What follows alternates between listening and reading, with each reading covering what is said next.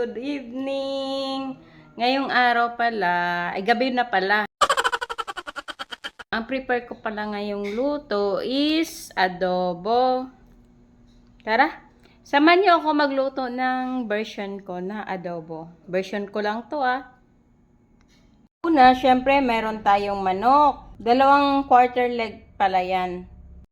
Sa ating ingredients, meron tayong bawang, durog na luya, sibuyas, bell pepper, oyster, chicken cubes at paminta. Wala pa lang laurel. Wala akong nakita. Yung isang pack yun eh. Sa manok pala, syempre titimplahan muna pala natin.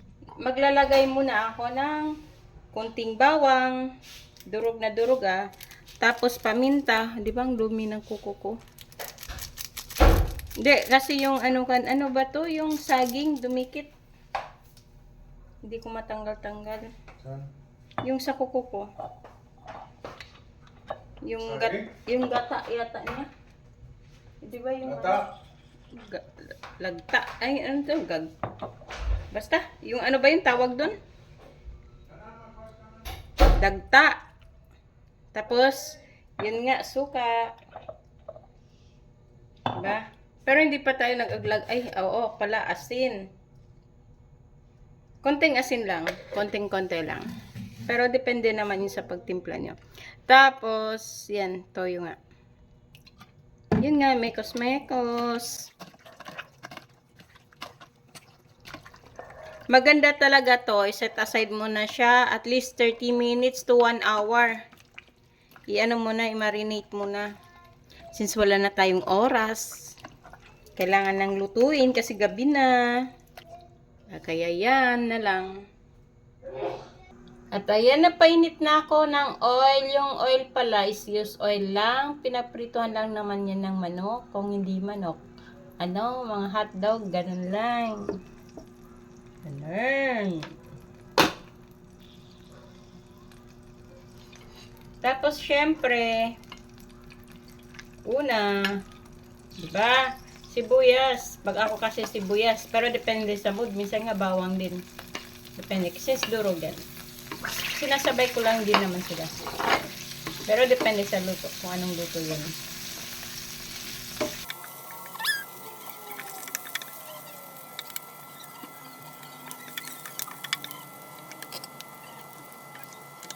Tapos, syempre, prito na natin yung manok.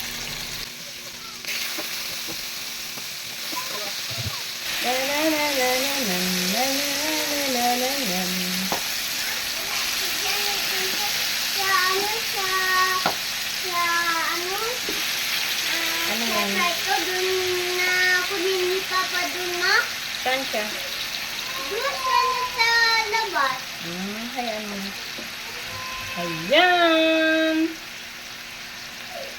Diyan ka na kay ate mo. Maglutang natin siya kasi low fire tayo. Kaya yan, tatakpan muna natin siya. Tapos mamaya balik ta rin natin. Sunshine lang dito. Mamaya na be, kasi maglalaro din yan. Tapos syempre, balik ta rin na natin. This is Layla version. Adobo version ni Layla. Sure. Hindi, minsan kasi iba din yung pag-adobo ko. By mood. Minsan, pinagsasama-sama ko na lahat. Ayan, ngayong gabi, ganito yung version ko. Ganito yung prep ko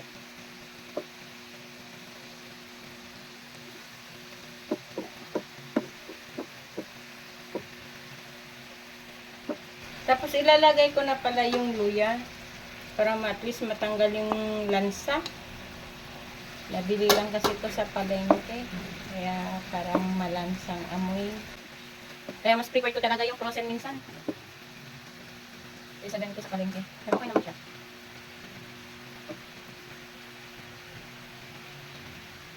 Nilagay ko na lang yung luya, no? Tapos apan muna natin siya.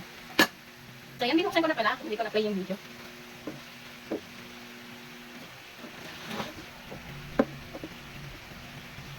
Mamaya, kung may sabaw naman na siya, kahit din na balik-balik tayo.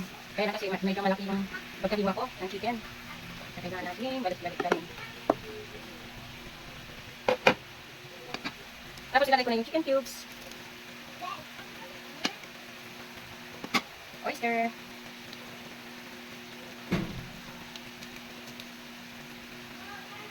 Ha?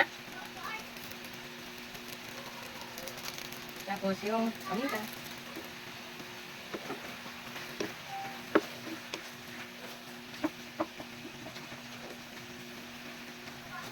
Sige, sige.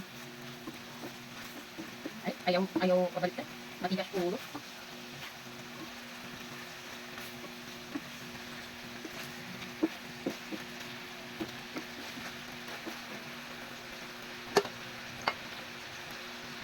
Tapos, ilagay ko na rin yung pinagmarinatan kanina. Yung tira.